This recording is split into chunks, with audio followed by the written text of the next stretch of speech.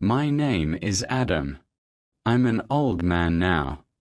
I am 82 years old. I sit on my porch with my grandchildren. My hands are old and wrinkled.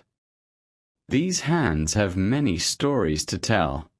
Emily and Liam, my grandchildren, like my stories, so I tell them about my life.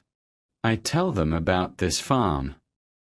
This farm was not always big and green, I say. It was once small and rocky. I was a young man then. My father gave me this piece of land. He said, "Son, make a life here." It was a hard start. The land was full of stones and dry soil. My first year was very difficult. I worked from morning until night every day. I moved the big stones with my own hands. I planted small seeds in the poor soil, but not much grew that year. I was very tired and often hungry. I thought about quitting. I thought about going to the city to find an easier job. One day my neighbor came to visit. He was an old, wise farmer. He saw my struggle and he wanted to help me. He gave me some new, better seeds. He showed me how to find water deep in the ground.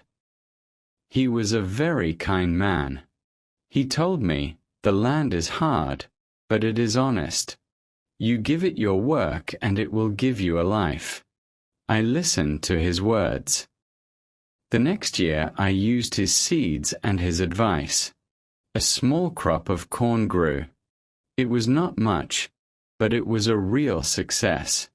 I sold the corn at the market. With the money I bought more seeds. I felt proud. I knew I could be a farmer. Year by year my farm grew a little bigger. I worked hard every single day. The rocky land slowly became good soil. I bought a cow. She gave fresh milk every morning. Then I bought some chickens. They gave me fresh eggs. My life was getting better. The farm was my work and my home. But my home was very quiet. I was alone. One day at the town market I saw a young woman. Her name was Sarah. She was selling bread. She had a very kind smile. I was shy, but I talked to her. I bought some of her bread.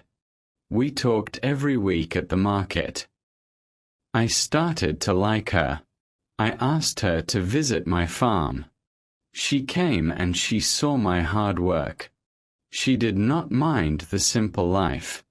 She loved the land too. A year later Sarah became my wife. She came to live with me on the farm. The house was not quiet anymore. It was full of her laughter and her songs. We worked together, side by side.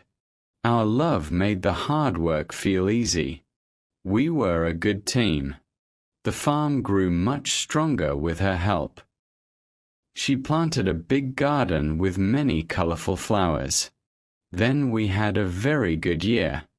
The rain came at the right time. The sun was warm. Our harvest was huge. We had so much corn and vegetables. We sold it all at the market.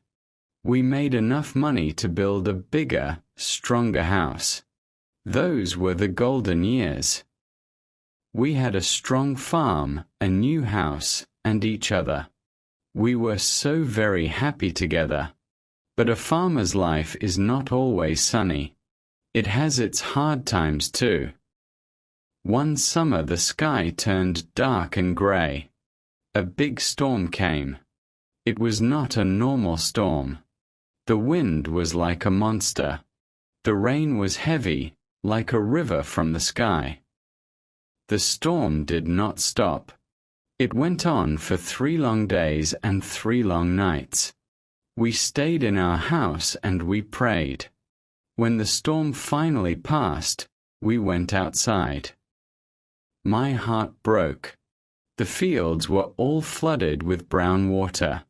Our beautiful corn was all gone. The garden was washed away. The strong wind had broken the roof of our old barn. We lost almost everything we had. All of our hard work was gone in just 3 days. The farm was a sad, wet mess. I sat on the wet ground. I felt completely hopeless. I told Sarah, "We have lost everything. We have nothing left now." I said, "Maybe we should leave.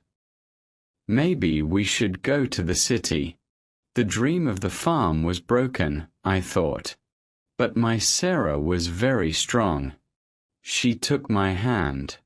She said, "No, Adam. We did not lose everything. This is not the end." She pointed to the ground.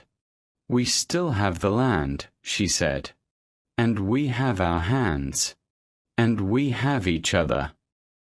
Her words were like the sun after the storm. "We can rebuild," she said with a strong voice. "We will start again." Her hope gave me new hope. Her strength gave me new strength. We were not beaten. We would fight for our farm. So we started the hard work of rebuilding our farm. It was like my first year, all over again. It was difficult work. We cleared the mud from the fields. We fixed the broken fences. We worked from the sunrise to the sunset. But this time I was not alone. I had Sarah by my side. Her love and her strength made every hard day better. Then, something wonderful happened. Our neighbors came to help us. The same people who saw my struggle many years ago. They brought wood and tools. They helped us fix the roof of our barn. They shared their food with us. I learned a new lesson then. A farm is not just land. A farm is also its community. Good neighbors are a treasure. It took a few years, but our farm recovered. The fields were green again. The barn was strong again. Life returned. Our farm was even better than before. The storm had made the soil new again. It also made our spirit stronger. Then, a new joy came to our farm. We had a son. His laughter was a new sweet music in our home. The farm was not just our home anymore. It was a home for a new generation. Our family was growing with the farm. We worked for our son's future now. We wanted to give him a good life. Our work had a new, deeper meaning. The farm was a happy place again.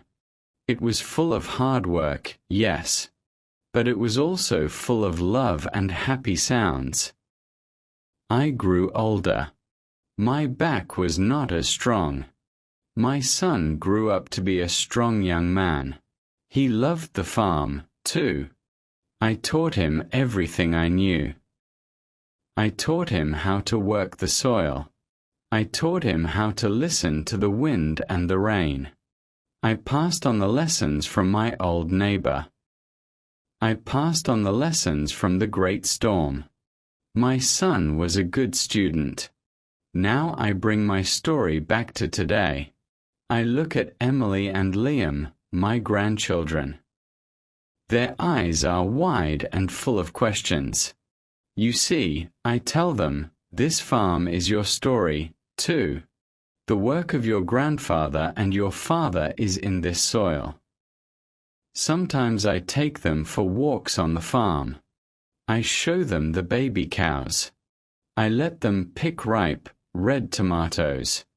They are learning the ways of the farm. Their small hands are learning the feel of the earth. It makes my old heart happy. I look at my own hands now. They are wrinkled and covered in spots. They are the hands of an old farmer. These hands are very tired, but they are also very proud hands. They built a life from nothing but rocks and hope.